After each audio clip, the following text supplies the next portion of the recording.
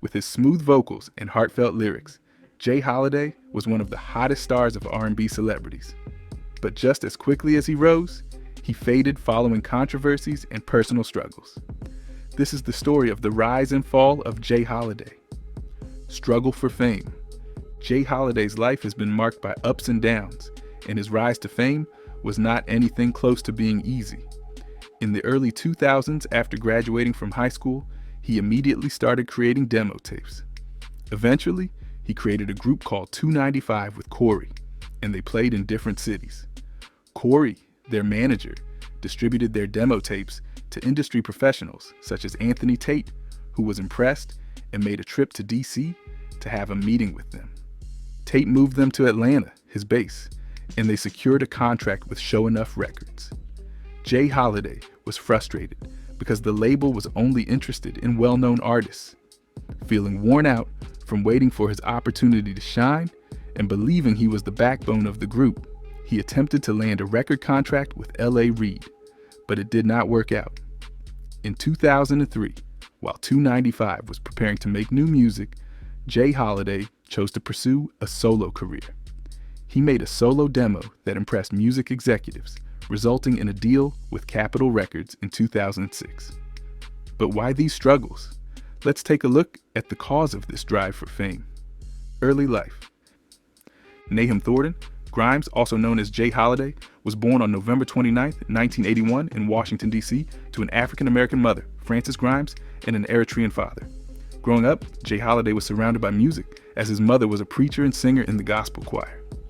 At around 9 or 10 years old, his older cousins encouraged him to sing for girls in the streets, helping him develop his vocal talent. Unfortunately, Jay Holliday was raised alone by his mother after losing his father to a terminal illness at the age of 11, which was kept secret. Despite his mother's struggles as a single parent, she made sure he received a local education and church upbringing, showing his religious background. He also received support from older men in the community who guided him. Despite his love for music and influences including Tupac, R. Kelly, Boyz II Men, and Marvin Gaye, his mother insisted he complete his education while attending 3 different high schools in the DC area within 4 years. Finally, after the struggles, fame found him. But it did not come alone. It had its share of controversies. Solo, career, and fame. Praises and criticism. Jay Holliday's debut single was released in early 2007, but it did not do well commercially, reaching only number 83 on the R&B hip-hop songs chart and not charting on the Billboard Hot 100.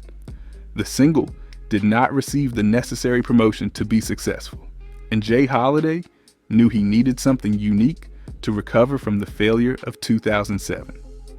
Jay Holliday released his latest single, Bed, and it entered the Billboard 200 chart at number 5, selling approximately 105,000 copies in its first week. The first 3 songs on the project seemed to be influenced by Anthony Hamilton or similar artists. Despite Jay Holliday achieving success, he faced criticism for his single, Bed, as it sounded similar to The Dream style, since The Dream wrote the track and produced it along with his team. The Dream's influence was also seen in Rihanna's hit Umbrella in 2007. While some fans liked the song, others felt Jay Holliday did not have a unique sound, making his music seem disjointed in Bed. Chris Brown was a strong competitor to win the song that Jay Holliday wanted. Jay knew he had to record his vocals quickly in order to make the song his own, despite Chris Brown being in consideration for the track. The Dream announced on Miss Info websites that he was giving the song to Jay Holliday. This decision led to tension between Chris Brown and The Dream. Chris believed the song was his, but MTV revealed Jay Holliday not only recorded it, but also paid a significant amount. Jay Holliday stated he did not write it. The Dream, whom he collaborated with on the album, did. Chris Brown insisted the song wouldn't be a hit without him, but he was mistaken. Jay Holliday unveiled the track Suffocate in 2007 on his album Back of My Lack. The record entered the Billboard 200 chart at the 5th position, with sales exceeding 100,000 units in its first week. Two tracks, Bed and Suffocate, made it to the 5th and 18th spots on the Billboard Hot 100 from the album.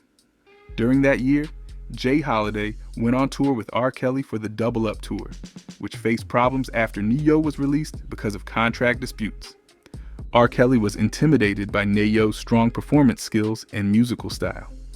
Jay Holliday claimed he was not given equal treatment to Ne-Yo because he was considered a lesser-known artist. In 2008, Jay Holliday and Fat Joe teamed up for the track titled I Won't Tell.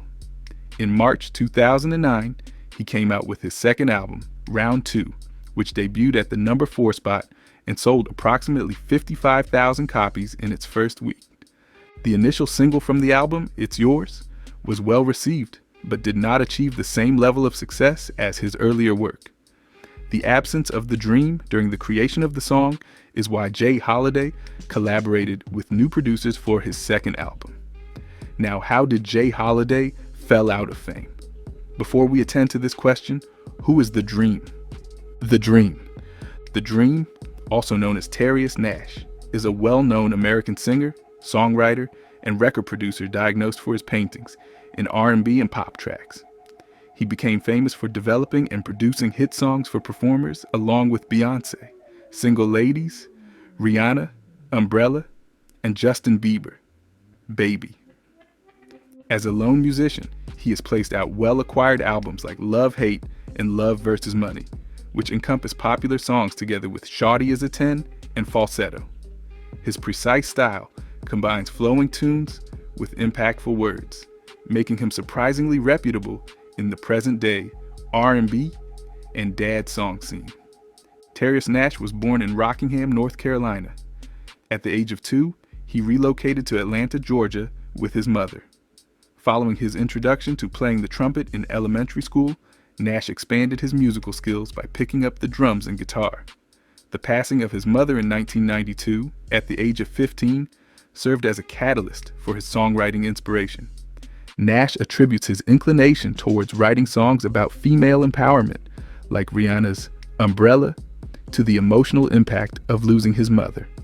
He moved in with his grandfather, a concrete mason who imparted a strong work ethic on Nash. Nash remembers his grandfather coming from a challenging period for African Americans in the southern region. Despite residing in a disadvantaged neighborhood, they owned a boat, multiple cars, and a fully paid house. In 2001, Nash connected with R&B producer Lainey Stewart, who assisted him in securing a publishing deal following Nash's work on Everything for B2K's album Pandemonium. Nash started penning lyrics for well-known artists under the alias The Dream. He collaborated with Britney Spears on the song Me Against the Music for her album In the Zone. For 2 years, he dedicated his time to working on Nivea's second album, Complicated, as the executive producer. Additionally, he collaborated with Christopher Tricky Stewart, Lainey's brother, resulting in Rihanna's popular song Umbrella in 2007. The song Umbrella received a nomination for Song of the Year at the 2008 Grammy Awards. In 2007, Nash agreed to a record deal with Def Jam Recordings and started creating his first studio album, Love Hate. The album was overseen by The Dream, Tricky Stewart, and Los Mistro, and included collaborations with Fabulous and Rihanna. It was completed in just 8 days, with 12 tracks ultimately included on the album. On December 11, 2007, The Dream's album was released on his label, Radio Killer Records, featuring hit songs like Shawty is a 10, Falsetto, and I Love Your Girl. Critics praised the album, with Rolling Stone calling it a standout R&B record of the year, and UrbanMusicReviews.com stating the singer had a successful release. The Dream was honored as Best New Artist at the BET Awards in June 2008. Nash composed and produced Beyoncé's hit song Single Ladies, put a ring on it for her third album, I Am. Sasha Fierce was unveiled in 2008. The song ended up winning both the Grammy Award for Song of the Year and Best R&B Song, marking The Dream's first ever wins at the prestigious awards ceremony. The Dream released his second album, Love vs. Money, on March 10, 2009. He collaborated again with Tricky Stewart and Lost a Mistro, with guest appearances from Mariah Carey, Kanye West, and Lil Jon. The album included singles like Rockin' That Shit, Walkin' on the Moon, and Sweat It Out. It was well received by critics, achieving an 83/100 score on Metacritic and debuted at number 2 on the Billboard 200. While working on Love King, he made a song with T-Pain and mentioned his desire to collaborate on an album with Kanye West. The Dream completed recording the album in January 2010 and considered it his best work out of the 3 albums. It was released on June 29, 2010. Prior to the release, he declared that Love King would be his final solo album. The singles Love King and Makeup Bag were produced by The Dream, Christopher Tricky Stewart, and Lost a Maestro. In spite of receiving praise from critics, the album did not achieve the same level of commercial success as Love vs. Money and entered the Billboard 200 at number 4. In the remix of Sex Intelligent, The Dream announced he would drop a new album titled Love Affair on June 7, 2011. However, he ended up releasing a medley of 2 new songs for free on the planned date, followed by the free album 1977 on August 31st, 2011. Def Jam Recordings released 1977 for commercial distribution on December 18, 2012, with an altered track order. On January 8, 2014, he announced his departure from Def Jam Recordings to become independent. Nonetheless, in 2014, he was found on the artist roster of Capitol Records. During the summer of 2014, The Dream launched his debut free mixtape titled Royalty, the prequel, EP. This mixtape included 7 songs in total, featuring popular tracks like Pimp C Lives and Outkast. He continued with Fruition and That's My Shit to showcase his new music style and upcoming album, Crown Jewel. Due to issues, the album was divided into 2 EPs. Crown was launched on May 3, 2015. Jewel will be officially launched later on under new management. In a video posted on Instagram in May 2016, The Dream announced his upcoming project titled Love Affair, continuing the Love series as mentioned in the lyrics of Sex Intelligent remix back in 2010. He then dropped the Love You to Death EP on December 9th. The Dream informed fans on Instagram that Love Affair is set for a March 2017 release. On February 28th, The Dream was part of a song released by Kanye West on his SoundCloud called Bed Yeezy, Season 5. FYI, The Dream is also known as Terrius Nash. Apart from collaborating with Nivea and Rihanna, Nash has also crafted and created music for various R&B, hip-hop, and pop musicians like Jay Holliday, Usher, Young Jock, Jesse McCartney, Mariah Carey, Karina Pation, Ciara, Brandy, Diddy, Mary J. Blige, B2K, Beyonce, Kylie Minogue, Janet Jackson, and Talisa Conto-Stavlos. In the year 2009, The Dream and Tricky Stewart collaborated to write and produce the album How to Be a Lady, Volume 1 for the R&B girl group Electric Red. The Dream has collaborated with artists like Plies, LL Cool J, Dear Jane, Gym Class Heroes, Sterling Sims, Rick Ross, Fabulous, Jamie Foxx, and Snoop Dogg on various singles.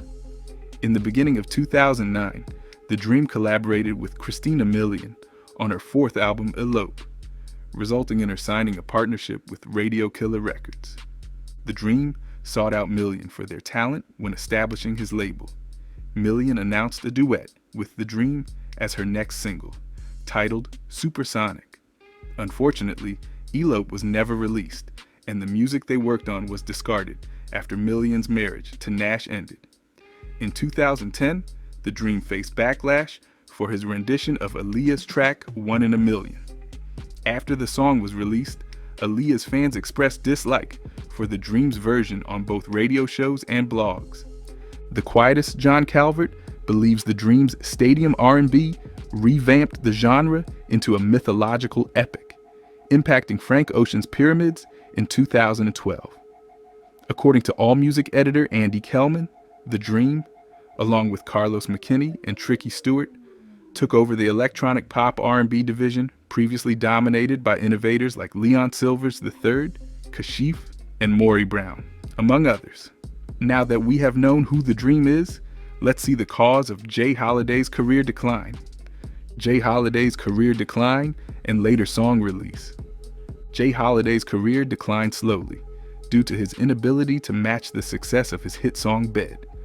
Critics suggested he release more songs after Bed to stay relevant. The rise of hip-hop music also contributed to his decline, as the music preference shifted. Jay Holiday's frustration with the change in music style impacted his career, unlike Trey Songz, who evolved with the times, collaborated with singing rappers, and broke out of his comfort zone to stay relevant. Jay Holiday's albums were good, but he needed to do more to remain in the spotlight. In 2008, Jay Holiday toured with Trey Songz, but rumors of beef between them surfaced over time. Jay Holiday did not discuss it much, but hinted Trey Songz wouldn't confront him due to knowing too much about him. Disappointing sales of his second album caused him to be released from his Capitol label deal. Capitol tried to rebrand him without success.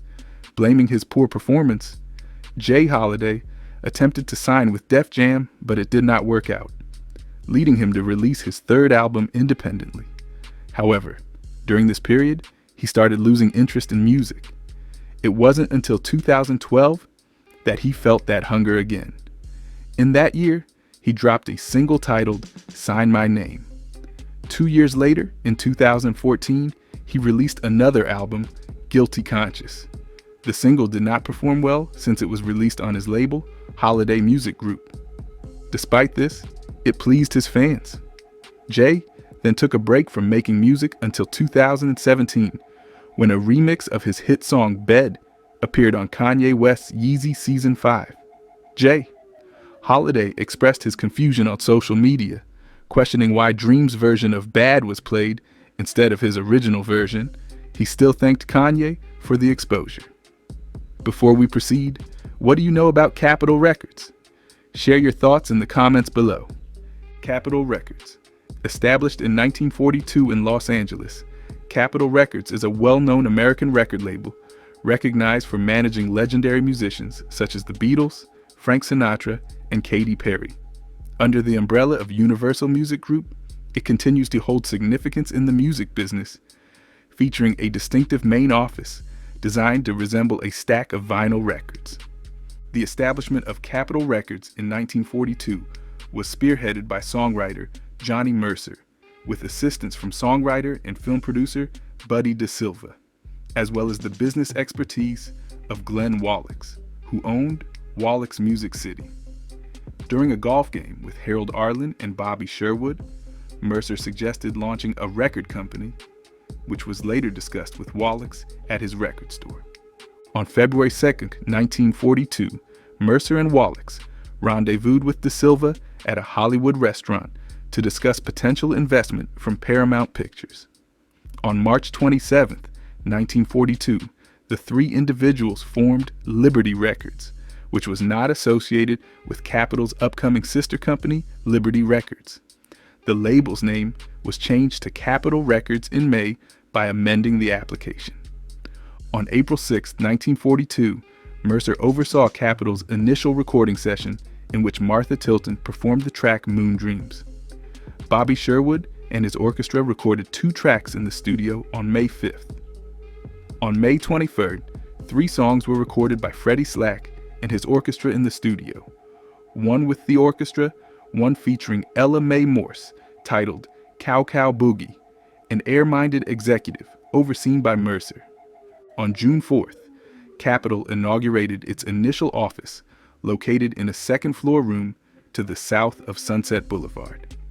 That day, Wallachs gave the company's initial complimentary record to Los Angeles DJ Peter Potter. On the studio recording on June 5th, Paul Whiteman and his orchestra committed 4 songs to tape.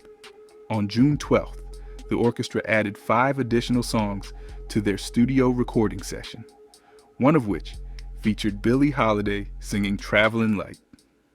During his first Capitol recording session on June 11th, Tex Ritter recorded I Got Spurs That, Jingle Jangle Jingle, and Goodbye My Little Cherokee, making them Capitol's 110th record produced.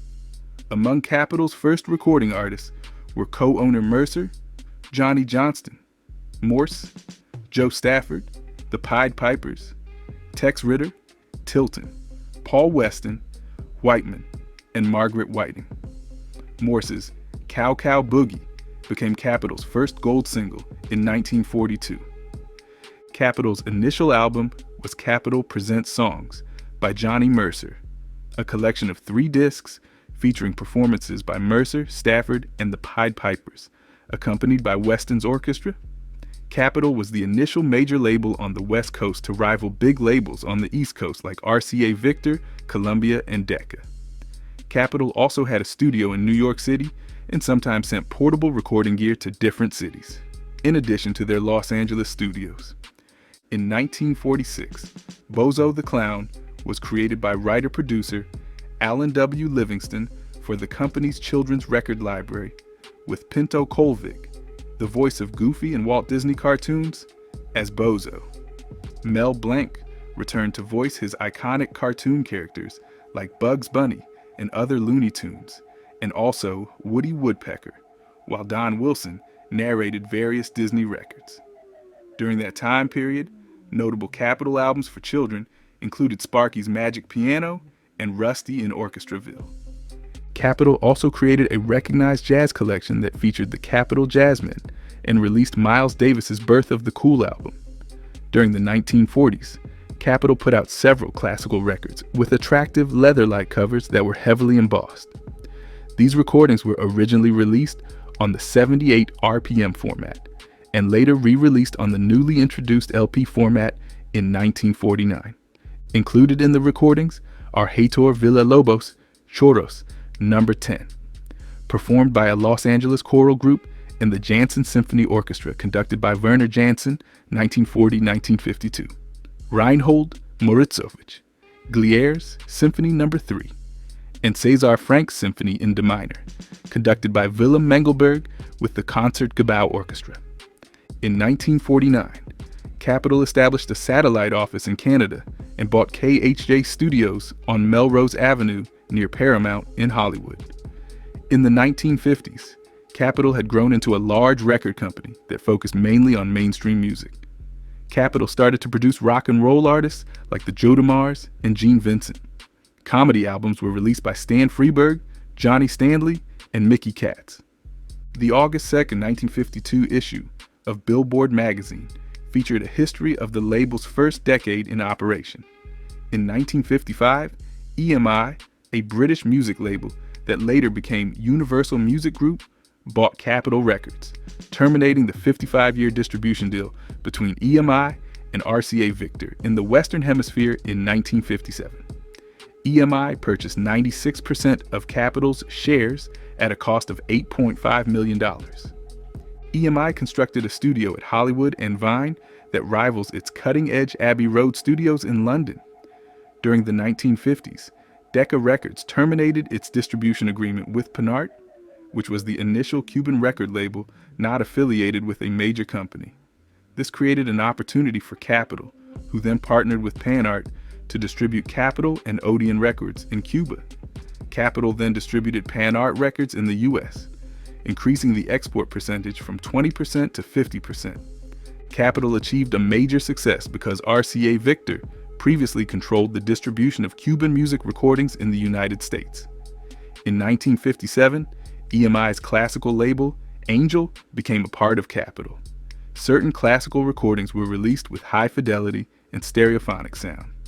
This group consisted of William Steinberg and the Pittsburgh Symphony Orchestra, Leopold Stokowski with different orchestras, including the Los Angeles Philharmonic Orchestra, and Sir Thomas Beecham and the Royal Philharmonic Orchestra.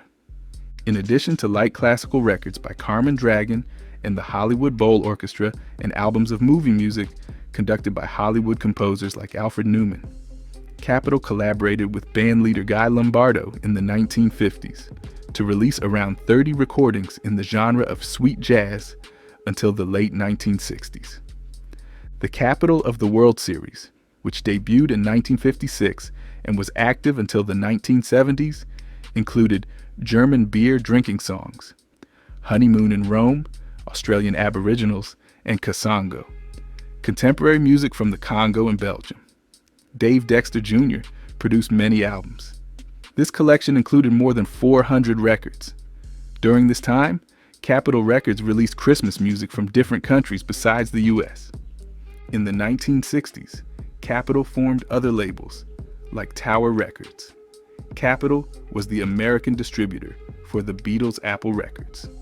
In October of 1979, EMI combined with Thorn Electrical Industries to create Thorn EMI.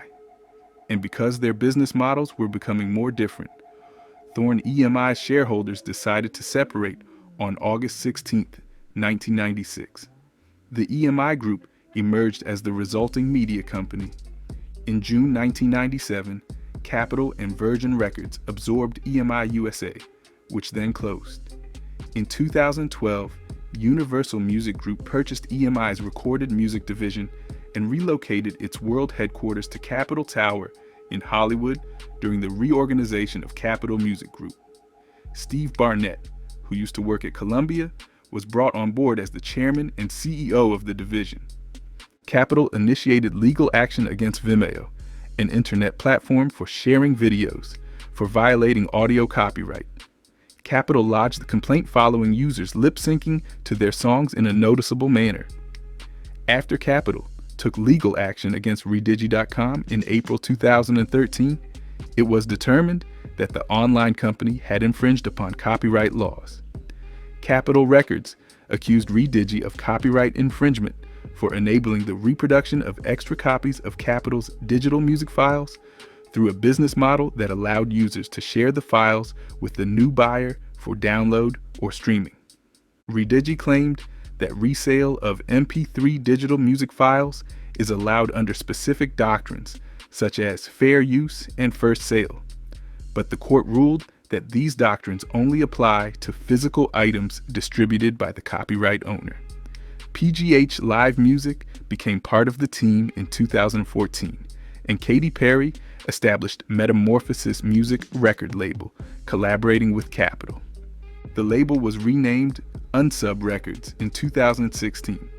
In addition, Capitol achieved the second highest market share that year and secured victories in 4 categories at the Grammy Awards for music performed by Beck and Sam Smith. In 2018, Astralworks, Capitol's electronic division, underwent a relaunch with a fresh team and shifted all operations to Capitol's Tower in Los Angeles. Jeff Vaughn was appointed as president of Capitol Records in 2019, and he officially began his role on January 1st, 2020. In 2021, Capitol named Michelle Jubilerer as the chair and CEO. In the year 2024, Capitol Records joined the Interscope Capitol Labels Group under UMG. The Capitol Records Tower, the world's first circular office building, was designed by Welton Beckett with project designer Louis Nydorf from Beckett's office. It also houses various recording studios. While not designed as a homage to record players, the broad curved awnings and tall slender tower resemble a pile of gramophone records on a phonograph. The EMI commissioned the building after acquiring Capitol Records in 1955 and finished it in April 1956. The company's consolidated West Coast operations are centered in a building located to the north of the intersection of Hollywood and Vine. After Capitol singer Nat King Cole's financial success, the building was given the nickname the house that Nat built. The ground floor, which is rectangular in shape, was constructed as a separate building and later connected to the tower. EMI sold the tower and nearby properties for $50 million to Argent Ventures in September 2006. A dispute arose in mid-2008 concerning a proposed condominium development next to the building, sparking concerns about potential damage to its unique acoustic features, such as the underground echo chambers.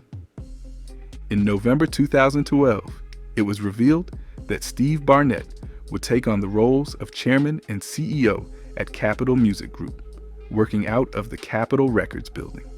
Capitol Records building, together with artist Richard Wyatt Jr., refurbished his Hollywood jazz mural on its south wall. Capitol altered albums that were initially issued in different countries by different record labels. Albums in the US tended to have fewer tracks, typically 11 or 12, in contrast to albums in the UK because of variations in how publishing royalties were figured out in both countries. In addition, American albums were anticipated to feature the latest hit single, while British albums usually did not repeat songs released as singles. J. Holliday's issue with women and later activities. Holliday targeted female artists like Beyonce, Cardi B, and Ezzy and criticized their music content. He expressed his disapproval by mentioning how they use personal pain for Grammy nominations. Beyonce mocked him and labeled him as irrelevant. Accusations of having issues with women continued to haunt J. Holliday, even when Jacquees claimed to be the king of R&B. J. Holliday responded to Jacquees in a humorous video. A humorous woman approached J. Holliday during a holiday and inquired if he was a valet. He was teased for days, around 2018, when he released a single, 25 to Life, and promised his album, Time, was in the works. The album, Time, was eventually released in 2022 after a long wait.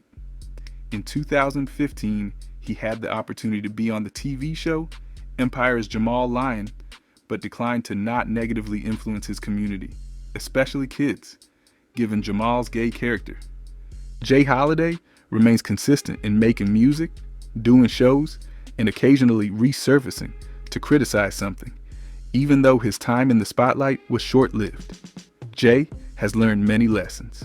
Now, let's move on to his net worth. Do you know how much he is worth? Net worth.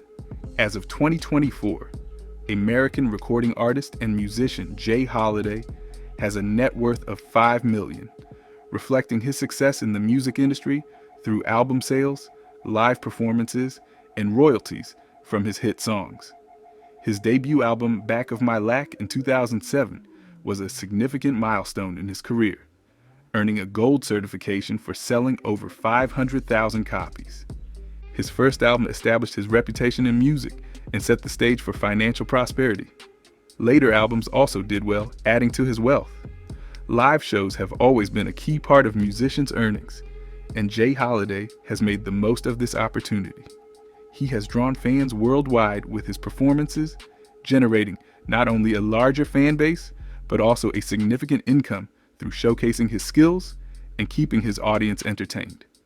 Apart from selling albums and performing live, J. Holliday also earns money from the royalties his music generates. Hits like Bed and It's Yours remain popular, bringing in income through sources like radio, streaming platforms, and digital downloads. This ensures that his music is constantly reaching new audiences and remains a profitable part of his financial portfolio. Personal life. As of 2024, J. Holliday is still single. The R&B singer is known for keeping his personal life private, so little is known about his current relationship status. While he may be in a relationship, there has been no official confirmation of his marital status. Throughout his career, J. Holliday has been in high-profile relationships, including one with singer Keisha Cole, with whom he collaborated on the song I Should Have Cheated, sparking rumors of a romantic relationship between them. Despite speculation, both J. Holliday and Keisha Cole have not publicly confirmed their relationship, leaving fans curious about their true connection. Apart from his love life, J. Holliday is a devoted father to his son Jaden Grimes, frequently sharing pictures of him on social media. These posts reveal his strong bond with Jaden and showcase a side of the singer rarely seen by fans. His commitment to fatherhood is a central focus in his life, providing stability and happiness as he manages his career and personal affairs. J. Holliday's dedication to his role as a father is a defining aspect of his identity. Charity and philanthropy. Using his platform, J. Holliday brings attention to the difficulties related to mental health and emphasizes the significance of reaching out for assistance. He also shows his dedication to helping others by backing different charities focused on enhancing mental health results, highlighting his commitment to making a beneficial impact on people's lives. Jay Holliday is affiliated with the Anthan Foundation, founded in 2006 after the racially motivated demise of Anthony in Hyden near Liverpool. Instead of letting Anthony's demise fade away into grim statistics, his loved ones decided to establish a lasting legacy of positivity through the foundation. Their aim is to honor Anthony's memory while also tackling societal issues and advocating for significant change. Another organization that holds a special place in Jay Holliday's heart is VH1's Save the Music Foundation. This nonprofit organization is committed to rejuvenating music education in public schools across America by backing this cause. Jay Holliday acknowledges the significance of music in education, offering each child the chance to unleash their creativity and communicate through music. Alongside his support for mental health and music education, Jay Holliday also honors the late Aretha Franklin, a renowned music figure referred to as the Queen of Soul. Franklin's demise in 2018 due to pancreatic cancer was a great loss felt worldwide. Jay Holliday performs a special ensemble set to raise funds for the Music Beats Cancer Organization in memory of Aretha Franklin. This generous act not only pays tribute to Franklin's legacy, but also supports the fight against cancer. By using his platform for good, he motivates others to make a positive impact in the world. If you enjoyed this video, like and subscribe, and also click the next video shown on your screen.